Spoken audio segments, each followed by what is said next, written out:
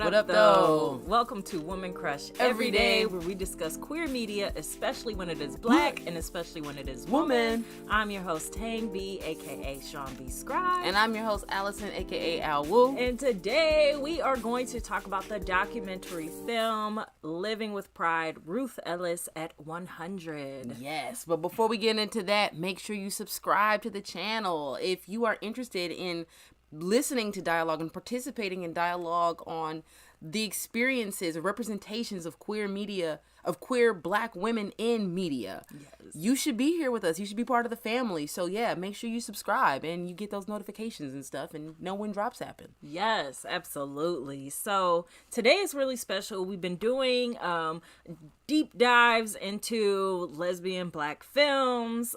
So we've talked about Bessie, we've talked about Pariah, The Watermelon Woman, A Love Tale, and to finish off Black History Month, it is Ruth Ellis Day. Yes, today is Ruth Ellis Day. And you might be today years old finding that out, and that's okay. Yes. That's okay, because we have a way for you to celebrate, and that is to just learn more about Ruth Ellis and who she was. Yeah, I think you might have also been today years old and just learning of who Ruth Ellis is. You know, unfortunately, the way that the world is set up, we haven't been given the space to celebrate people who have blazed the trail for black lesbians to exist, really, and to live their full and abundant lives. So we honor Ruth Ellis on today. We celebrate her life today and every day, and are really excited to get into this film. Yes, absolutely. So just a little bit about Ruth Ellis. If you don't know who she was a black lesbian, and she lived to be 101, I think. Yeah, so she was the oldest living black lesbian. And in addition to that, she also owned a print press in Detroit.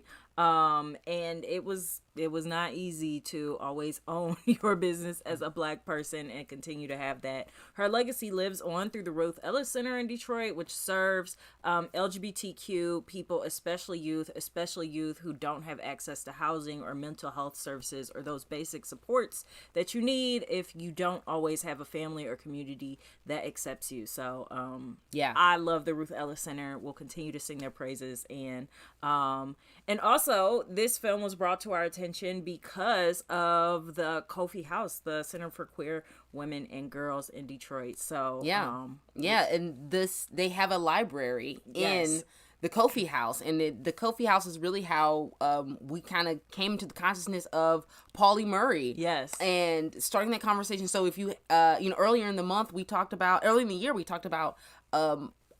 My name is Pauli Murray. Yeah, thank you. You just took the words. Yeah, I didn't even know where to begin in terms of talking about all of the impact that this woman has had on the lives of not just queer black folk, but literally Americans. Everybody. Period. And it's in the world over. You know what I'm saying? Because if it affects us, you know what I'm saying, it affects everybody. So.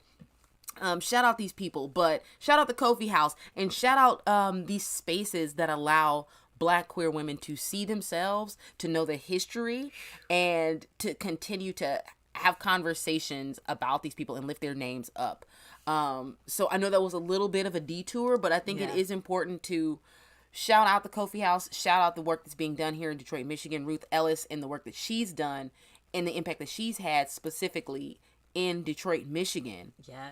You know, I'll save that for later. Let's get into it. Yeah. Yeah. So let's start off with, let me first say this, that the film is on like VHS and DVD. If you are close in the Michigan area, you can go to the U of M library and check this film out. If you have special access, you may be able to get it another way, or if you're able to find it at other libraries. It is not an easy film to get to watch, but I will say that, I did find, and they dropped in the chat, that you can purchase this film on sistersincinema.com. If you go to sistersincinema.com, the film is $30. I think it's a DVD that you'll get, and absolutely recommend watching this film, and also supporting Sisters in Cinema, who support African American media makers and filmmakers. So say that. So, yeah, get just the film, support. show it to other people, make sure that you have it so your community can access it. So without further ado, now that we've gone all the way around the world, let's come right back It's Ruth to Ellis Day. To We can Ruth do it. Ellis. We can celebrate it on Ruth Yes, Ellis Day. It's only one day of the year. Yes. All right. So your favorite parts? Ooh, okay. There were several favorite scenes, but I think one of them was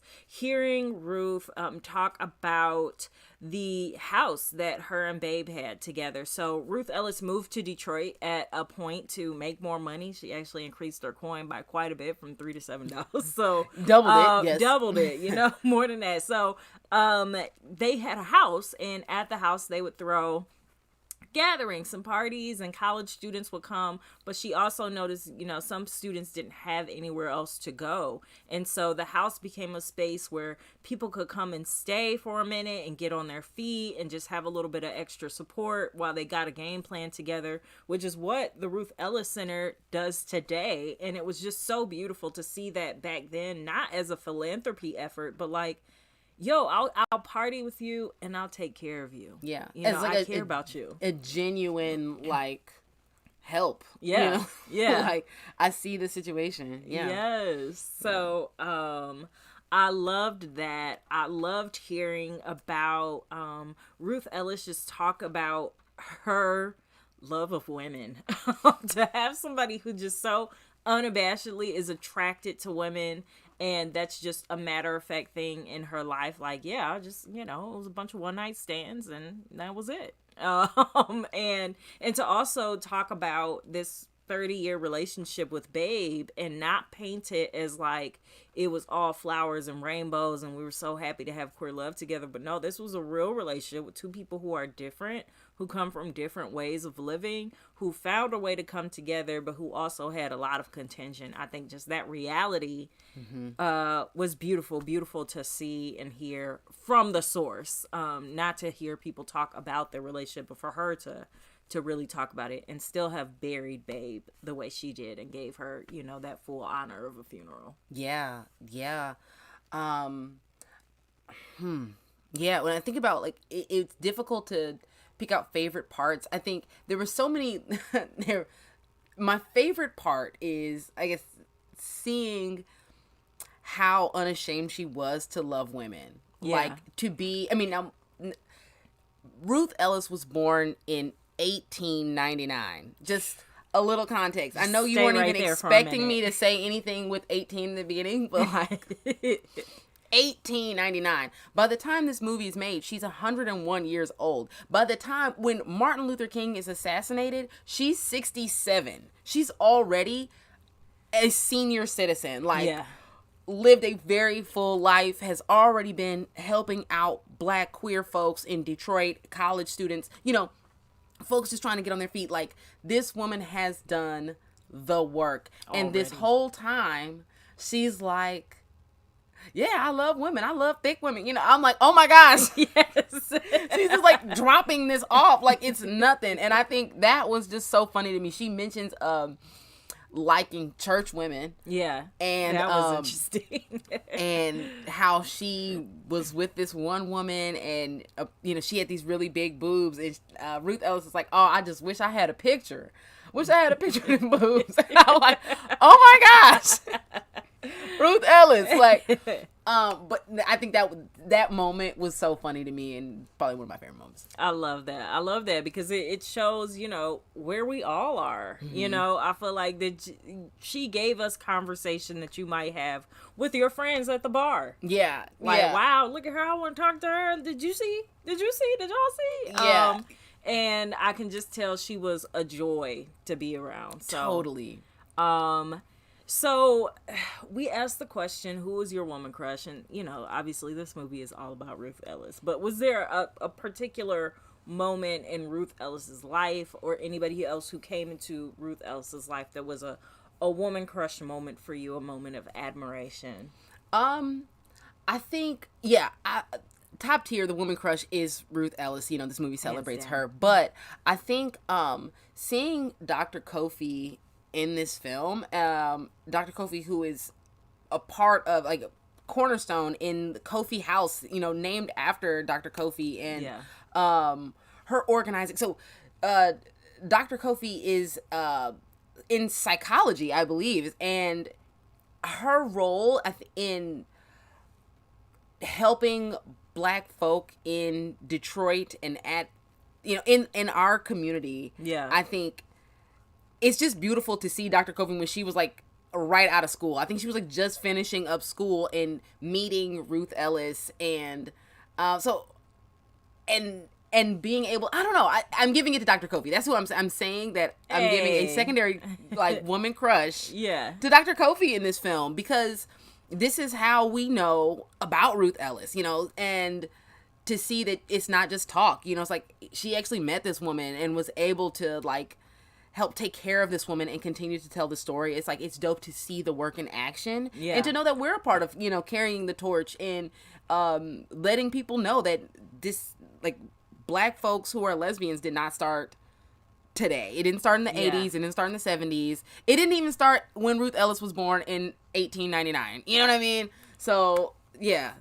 Dr. Kofi as a historian and, like, trailblazer, that's my woman crush. I love it. Yeah, shout out to Dr. Kofi. Yeah. And to all the people who were in the film who really, were the blazers, the trailblazers of the time, the organizers, the people who were making sure that we have a queer community, the people who are making sure that if you feel like you don't need a queer community, that's even possible for you today. Mm-hmm. So that was just beautiful to see all the other names, and I'll be curious to know, who is going to make the film that captures who these people were, who were also, following Ruth Ellis. My woman crush, I'm gonna say era of Ruth Ellis was when she was at Women's Fest. And she's like glamping, she's got her swing chair, everybody set up the things for her. She just looks really comfortable. She's like, it's naked women running around, like, this is really cool.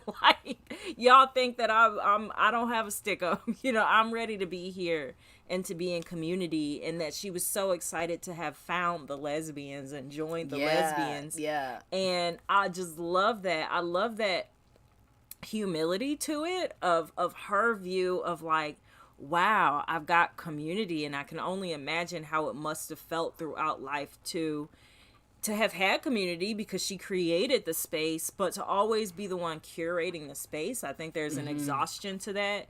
So to just be able to go and be on the land, as people who went to Women's Fest will call it, and to be in community with people, and to just have all of these women who want to take care of her.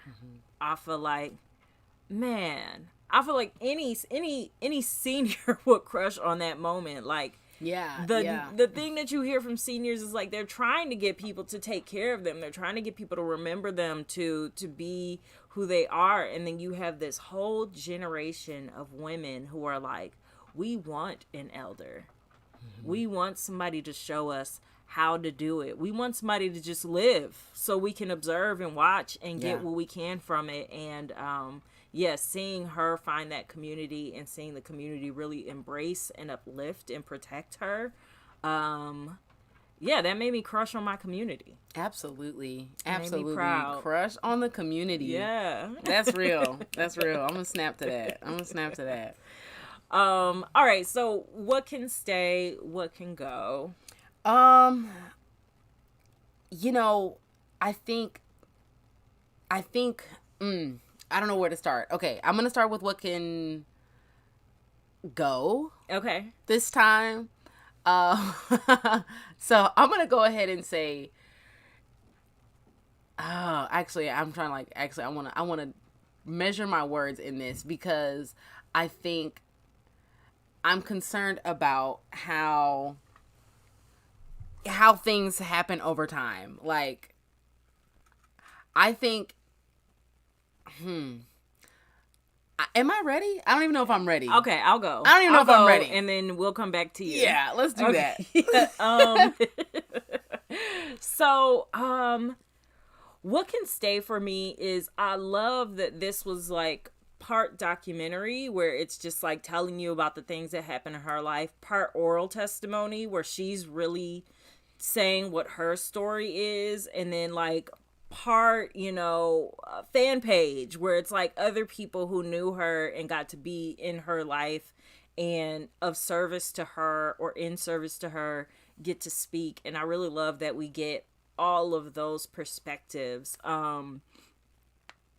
I love that we have real footage of her. I love that they did this film before she died. Yes. And I feel like there's agency there that you don't see in other documentaries where, maybe they have footage for the Pauli Murray documentary, for example, where it's like they have footage and they have this evidence of these queer relationships that have happened, but they don't have the permission of the person. They don't have the person there to say how they want their story told. And I just love that this film and that Ruth Ellis Day came about before Ruth Ellis was gone. Absolutely. So I love that. I think what can go for me? I don't know that there are necessarily things that can go. What I would love is to have this documentary actually redone today. I think there are so many more stories that have come up. I think there's so much more information that I would want to know. I think there's so much as far as quality of storytelling and what we can see and how pictures can be enhanced and other footage that has been unearthed from those times. I'm sure there's more footage from the Detroit Black queer scene that could be inserted there now that I think would further enrich the story. Come on. And then what else can go is like, make it accessible, make it really accessible for people to see this film. I just want it to be where you don't have to work hard to dig and find it. This woman was beautiful. Make it easy. Make it easy for us to get to her. You nailed it. Okay, girl. Crushed it. So many things. Yes. I'm going to jump in and say, I thought it was really, really cool about how the film was done. There were like these reenactments and they made it look like we were in the time period. There were certain moments where I was like, wait a second, is this a reenactment or is this real footage? And then I had to there were things that were done in the story that eventually got, okay, this is a reenactment. These are actors. Of like the dance party where they were having these parties at their house or I just think I thought that was a really cool production element to show us Ruth Ellis's life. Yeah. And if she didn't have the foot, and why would she have had a color film camera and got the film developed? I mean, she was a very modest person, modest means, so the fact that the folks who produced the film used those reenactments and did them well to not take us away and out of the story. It was almost like, is this real footage? That was really cute. Yeah, and I agree. I think I want there to be more accessibility of the story. I want there to be more, maybe more context and more celebration of I think it's just really tough for queer women to be seen, you know what I mean? So I think it's difficult to be able to uplift ourselves. I don't want to say it's difficult, but it's just there's so many things at play that keep folks from the uplift and from the celebration. So I want that to go. I want more uplifting and I want more celebration. I think, and I thought of one more thing. The person who outed me, the first time I ever got outed in my life is in this documentary. I'm not going to say who this person is, but that was a really oh my gosh, this is, it showed me how real my community is and how small it is in ways. I mean, it's really big. It's very expansive, but then it's also we are all in this together. Yeah. So I think in a way it's I don't want this person. I don't want to be triggered. Yeah. When I think about the fact that, I mean, in ways, I guess it kind of started me being out as a person, but then it's also oh man, yeah, the community's really small. I think that's and that it, like I remember that vulnerable space, and I am, I'm reminded of that vulnerable time and space in seeing the movie. Yeah. I think that is something to bring up for people who may go in search of this film, is that there's going to be stuff that may come up for people. I think that there's a bigger conversation around the women's music festival in Michigan, MishFest, that may be triggering for some people, whereas for others it may be uplifting. It may be a time of important, not only nostalgia, but psychological safety. Yeah. And for other people it's going to be a time of ostracization. And I think that's an important thing to bring into the conversation about the film, is that this film is about Ruth Ellis, and part of Ruth Ellis's story is also this larger story of the queer community that there is some tension around. And I think that's what's going to happen. And I mean, if you go to a lesbian bar, you might see your ex, or that person who was abusive, or that person who didn't honor your privacy, or that person who was homophobic at the time. And whenever we're engaging in like queer space and queer art, that is always a risk, is that, what's beautiful for one person and monumental could just be a point of pain for somebody else. So yeah, I'm sorry that came up. I mean, I am fine. You know what I mean? Like I'm good, and I also am glad that at this point in my life, it's like I am out, and to be able to celebrate the history of queer folks proudly, is a good thing. It's a good thing that, And isn't that what she meant to so many people? Is like, she is out and proud and making it okay by just existing. I think that's what's so remarkable. Like, she was an entrepreneur, and she had this print press, and she was this, place of solace for people, but also she just like existed and kept existing. Yeah. And like took care of herself enough to just keep existing. Yeah. Yeah. That's what we all want. That's like the human goal. Absolutely. Like, stay here. Stay here and stay happy. Yes. You know what I'm saying? Like, keep your joy. And I love seeing Ruth Ellis continue to have that joy her entire life. Yeah. Yeah. So, in terms of queer canon, where does this fit in the queer canon for you?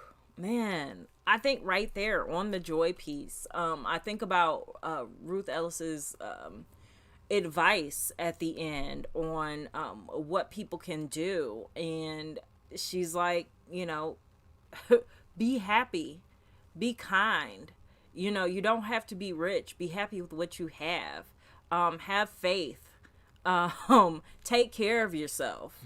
Just the simple things.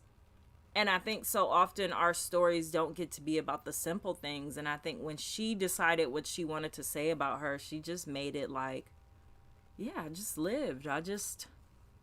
It was segregation, and I just, continued to live, and they were rioting, and I just continued to live. And, my dad said, don't have sex too loud. So I just continued to live. Come on. Come on. Yeah. And that to me is just like the purest thing that we need in the queer canon, is just like seeing people live happy. Yeah. I think it is amazing to see a person who is born in 1899 and really not lead with queer as identity. Yeah. Like, always knowing she's gay. And I think I love the fact that she's like, I've been gay. There was girls in my house. Yes. But it like, when we see her at 100 years old saying like, I joined the lesbians. It's like, girl, you've been a lesbian this whole time. What are you talking about? You joined the lesbians. I loved the freedom that she was able to have. You know what I'm saying? Like, that queerness is part of her identity, but like being good to people. Yeah. I think is how she identified first. Like, if something's going on, I see what's happening in the world. How can I help? How can I give? How can I do? Cool. Yeah. And, I think that was just so beautiful to see somebody live this long and live healthily. Like, when she was running around the gym, I'm like, how is this woman love it. 100 years old running around a gym? It's some of us in our 30s that can't Run around the gym. I'm like, this is like the GOAT right now. And it's not because of all of these extra things. It's really because of the little things. The fact that she's lived to tell the tale. Like, she took care of herself well enough to be able to say, oh yeah, I'm gay. Yeah. I like women with big boobs. Specifically church lady. You know, like, it was everything that this woman ate her vegetables, you know what I'm saying? And took care of her body. It didn't drink too much. Didn't feel like she needed to finish the bottle. Yeah. Like, where does that fit in the queer canon? I'm just like, yo, the joy in life, the joy of living. I love to see it. Yeah.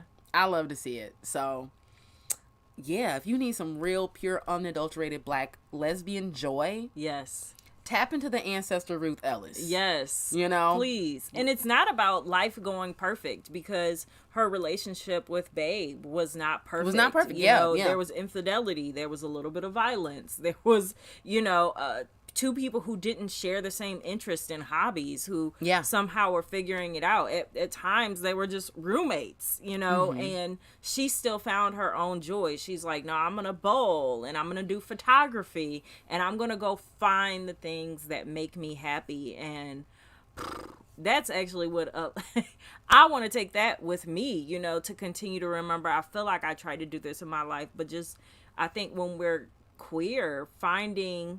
And I think not just queer people, I think straight people do this too. Finding joy in your relationship rather than finding joy in yourself and bringing that to whatever relationships you have. Mm-hmm. And I feel like she really lived that out.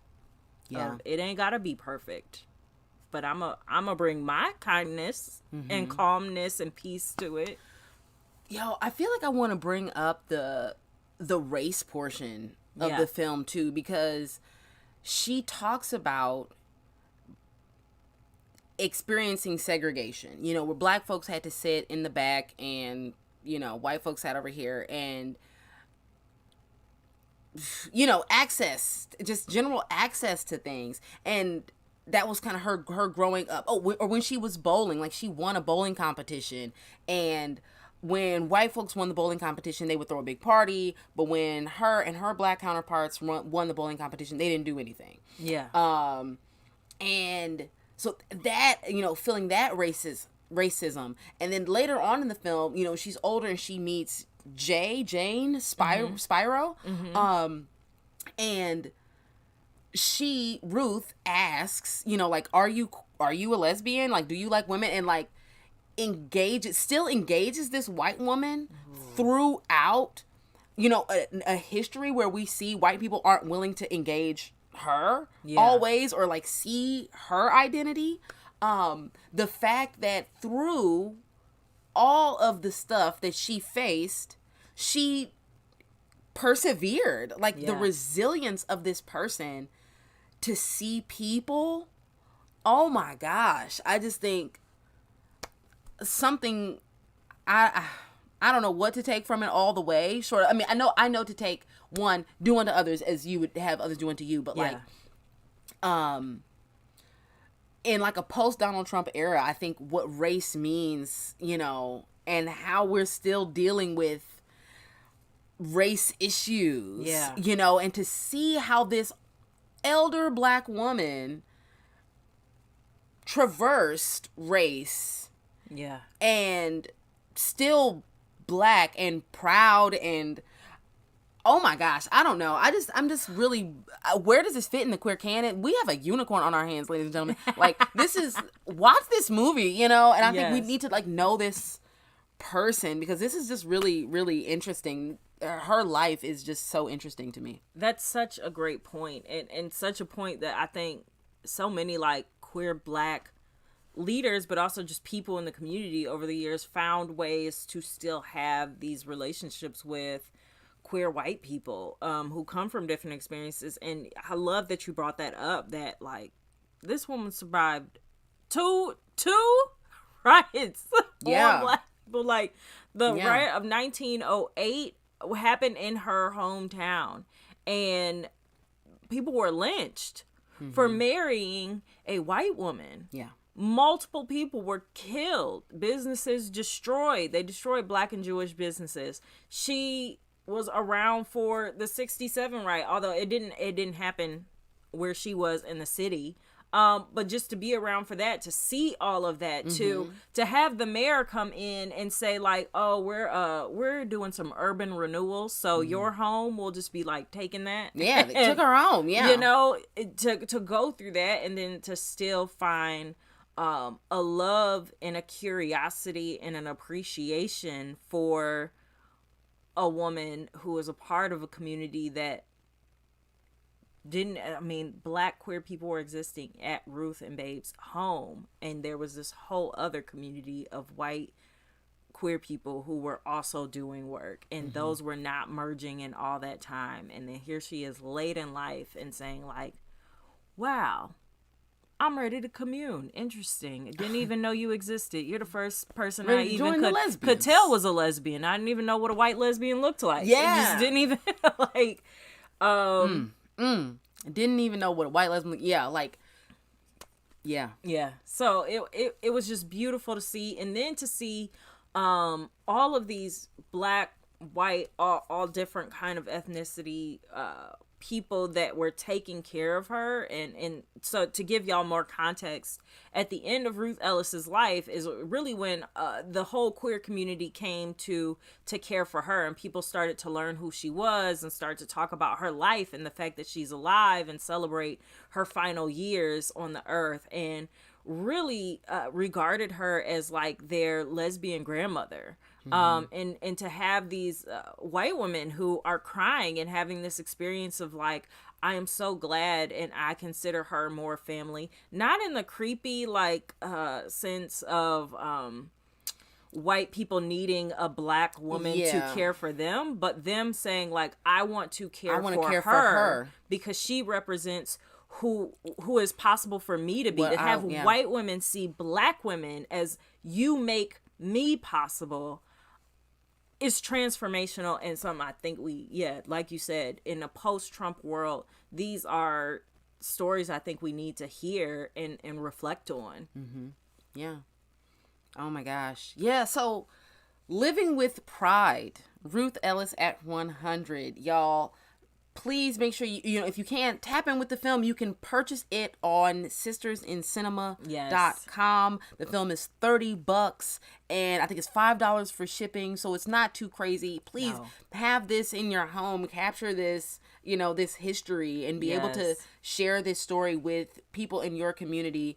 It is definitely a story that needs to be told and continue to be uplifted. Yes. All kind of history in there too. So dive in. Yes. There were, oh my God, her brother was one of the first doctors in Champaign, Illinois. First Black doctor in Champaign, Illinois. Yeah. Also queer, had a boyfriend. You know what? Right? So yeah, there's Black male queer representation in this film as well, because her brother, actually, so she says that the brother never like came out, but okay. This is a younger sister saying, I think my older brother was gay too, because he had this one little guy he always kept around, and he was never worried about the ladies, not once, not at all. But he was worried about this dude, you know. So yeah, I feel like there's representation there. Yeah, so check it out. Lots here. Yep. Let us know what y'all think, please. What were your favorite moments? Was there anybody you were crushing on, or any point of admiration? What can stay and go for you? And where does this fit in the queer canon to you? Yeah. Let us know. Leave it in the comments, y'all. Leave it in the comments. Don't forget to subscribe. And I think that's it. Happy Black History Month, y'all. Yes. It won't stop here. We celebrate queer Black women history every week, all the time, all day, every day, every hour of the day we celebrate it, and every week we give y'all something to help celebrate. So make sure you subscribe and continue the conversation with us. Boom, you heard it first, y'all. All right. Peace. Peace.